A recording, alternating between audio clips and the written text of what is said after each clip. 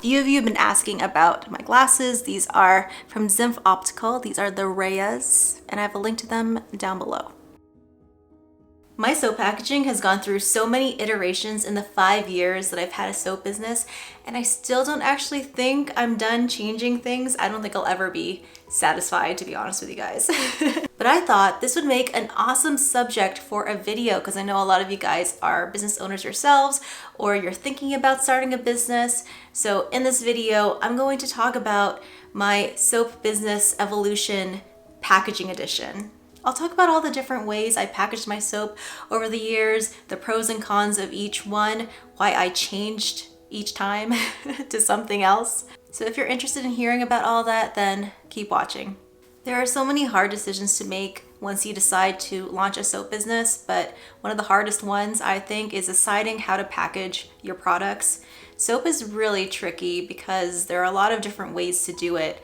And you want to pick a way that won't take you too much time and also reflects your brand and who you are as a business. When I first started my soap company, I didn't really take the time to really think about who my target market was. I just made decisions based on what I liked without any clear focus. I knew that I wanted my packaging to be eco-friendly and I wanted my soaps to be somewhat protected. So I decided to wrap it up in parchment paper, and I also wanted to have these cute little tags that I tied onto the soap with twine so that everything would be recyclable. But I also wanted my tops exposed because I had really pretty swirly tops and I wanted that to be a key feature of my business. So the packaging had to allow for that.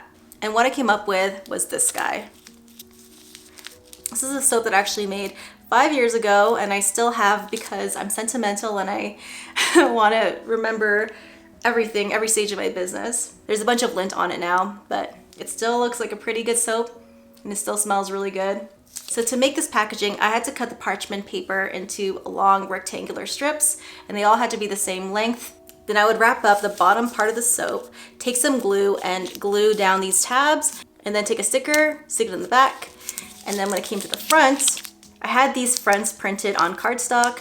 I would punch a hole in each side and then I would cut some twine and wrap it all around and then tie it off over here. The end result is pretty adorable, but could you identify why I changed this method? It took so long to do. I think each soap was at least 2 to 3 minutes, and that's when I got really good at it.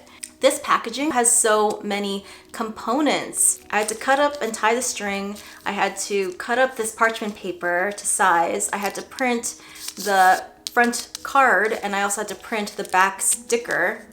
And all of that takes so much time. And when you are a tiny soap business, like you're selling maybe 10 bars of soap a week, this method's just fine. But once I started to get more sales, this quickly became super impractical and I had to stop doing it. I had to start thinking of other ways I can wrap up my soap. Another issue I had about packaging soaps this way was the fact that my tops were so exposed. Even though the bottom part is packaged and protected, this top part kept getting damaged from all the times Kayla and I would vend at a farmer's market and we would transport them from where they were being stored, packing them in a tote, and then setting them up on their display shelves. They would tumble down and get dented and people would pick them up and drop them. These guys were just super vulnerable to all of that. So that was another issue.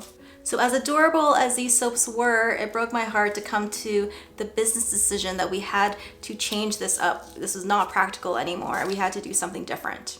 So that leads me to the second stage of my soap packaging evolution, and that's when I started using biodegradable shrink wrap. I had discovered biodegradable shrink wrap from Ariane Arsenault. She is another amazing soap YouTuber. Go check out her channel. She is wonderful. Tons of great information over there. But she wrapped her bath bombs and her soaps using the National Shrink Wrap machine. And when I first looked at this machine, I got a bit of sticker shock. It was really expensive. I think it still is expensive. And shipping was also super expensive. So I had to mull it over for a couple of weeks, trying to decide whether or not this was worth it, because it was a lot of money and I was still a really tiny business starting out. but I decided to invest in one anyways because I wanted to take my business seriously, and so I took my products really seriously. And I knew that this machine would help with the time issue and also with the issue of my soaps being not protected enough with just the parchment paper. So when I got this machine, there was a little bit of a learning curve. It took a while to figure out the best way to use the wand and then use the heat gun. But over time, after wrapping literally thousands of soap bars and thousands of bath bombs, I've gotten the hang of it and it's pretty quick now. But if you're thinking about getting a machine like this, know that it might be a little tricky when you first get it, trying to figure out how it actually works and making sure that you're doing everything the best that you can. That will take practice. But once I got the hang of it, this was how my soaps looked. And this is actually a soap that I made and packaged 3 years ago that I still have. And you can see how the shrink wrap is a little loose now, but I still use stickers for the front label and for the back label. So instead of twine, a card, a sticker, parchment paper, now all I had to worry about was wrapping it in shrink wrap and putting 2 stickers. And that took about a fraction of the time that this took.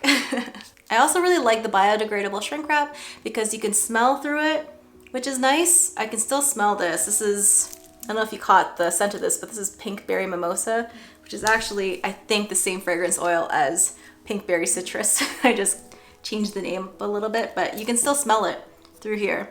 And if I were to unwrap this soap for you guys, I bet it would still look as good as it did when I first cut it. It's that well protected. Another thing that I really liked about shrink wrapping my soaps was the fact that you can see the soap through the shrink wrap, so that even though it is fully protected, you can still see the colors and also my beautiful tops through the biodegradable shrink wrap. There's a lot of dog and pet hair on here now that have found its way to the soap bar over the years, but this is my personal collection, so I don't mind.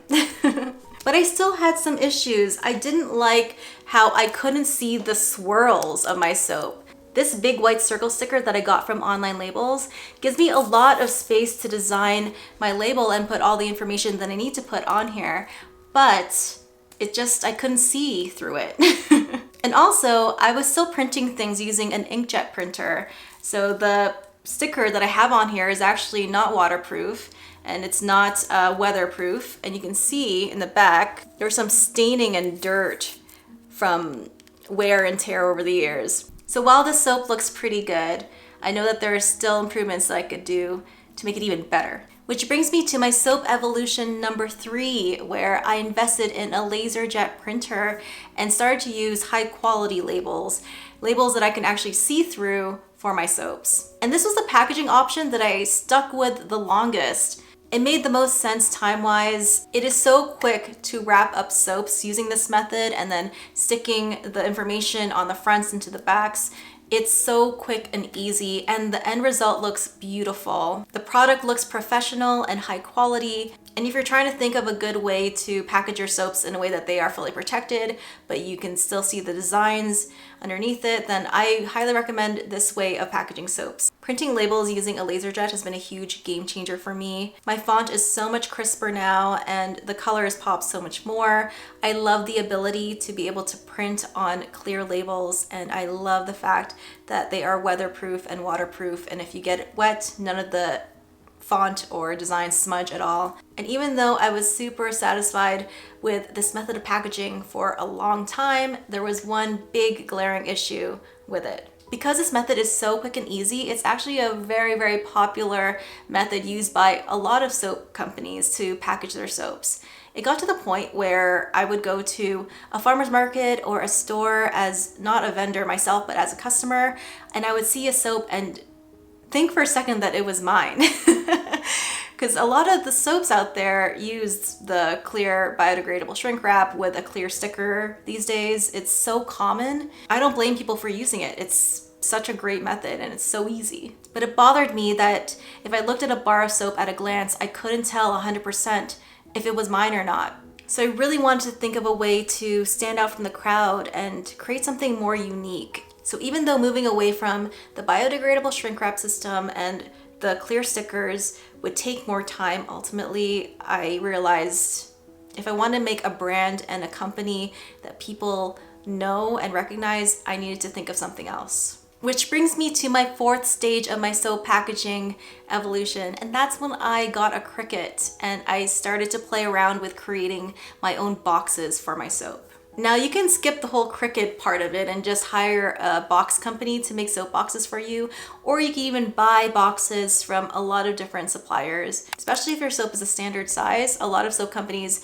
offer boxes that soap can easily fit into. But what I love about the Cricut is that I can create a custom type of box that can speak to my company and my brand and would be unique to just my soaps. And if you don't have any time, you can definitely outsource this to a graphic designer or a box designer and get them to create your boxes for you. But I love to learn, and this was something that I really wanted to take the time to build that skill in. So I took a deep dive into designing boxes in Adobe Illustrator, and that's how I created my current boxes. Now, as for the actual step-by-steps on how I created my soap boxes, that's probably content that I'm going to save for my Patreon. But long story short, it took hours and hours to figure it out, but I finally did. And once I was able to create a design in Adobe Illustrator, I was able to upload that onto the Cricut design space. And this is what my soap packaging looks like now. And you can see how I've almost come full circle. My tops are exposed again, and I'm using stickers for the most part for my information, but I'm using a sturdier base. And when I ship these, I put them in a little sandwich bag to protect the tops. Things that I love about this are the little bear ears. Love that because I'm now Quench Bear. I was the Bassett Soapery, I was Quench, now I'm Quench Bear. That is a whole story in and of itself, which will be another video. It'll be another soap business evolution video. It'll be why I changed my name so many times. I love the little cutout so that you can see the swirls on the inside. I love my logo up here that's front and center, and the really blocky font down here so you can see right away what this scent is. I love that the swirly tops are exposed, and if these boxes get damaged in transit from selling in person, I'm okay with that now. I don't mind little dents and nicks in my soap, and I don't think customers do either at the end of the day. A lot of my evolution as a soap business owner has been learning to let go of a lot of the little things that I used to be so stressed out about, and there are definitely things that you should be super stressed about, but things like packaging design, I think it's okay to try different things because it's so hard to know what will work for you and what won't. Because even though I eventually grew out of the biodegradable shrink wrap with clear sticker look, it doesn't mean that you should change that, because if you're doing it now and loving it and it works for you, then you should continue doing that. It all depends on the individual goals each business owner has for their business, and we are all so different. So these goals are also going to be super different. I am so pleased with how this looks. I definitely don't think it's the last version of my soap packaging. I think there's still so much more to create, especially now that I have a Cricut and I've learned how to design these in Illustrator. And that's why it's a good idea to build your skills, because you never know how those skills are going to apply in other aspects of your business. I don't have the other version of my soap packaging here, but when you look at these three soaps, you can definitely see the progress and evolution my company has gone through to get to where it is now. And I am just so excited to see the direction that it goes in the next couple of years. But I think I'm on the right path. And I wanted to create this video for those who are so worried about the decisions that they're making in their business. Know that the decisions that you make don't have to be permanent ones, that you can try things, and if things don't work, you could always change them. And that was the thing about me that I had to get past, is being afraid of what people would think if I were to change this, or if I were to go in a different direction with that. People's memories and attention spans are very short, and as long as you're creating a good product and you, the person behind your company, is someone that people like and trust, then your changes shouldn't make too much of an impact in the long run. Even if they're the wrong changes. Trust me, I've made a lot of wrong changes in the 5 years that I've been in business, and I'll continue to make wrong changes, and I'm okay with that. So let me know which stage of my soap business evolution you guys liked the best, because Maybe you guys are thinking, why did you change this? Or, you know, you should have kept it like this. Or, you know, I know that there are so many opinions out there. So please let me know in the comments. If you like this content, don't forget to leave a like. And if you want to see more of what I make and hear more about my soap business, then please subscribe because I have videos every Tuesday and Friday. If you want to know how I make these soaps and my other products, I have a ton of recipes on my Patreon. Over 60 recipes are on there. So if you want to check that out, the link is down below.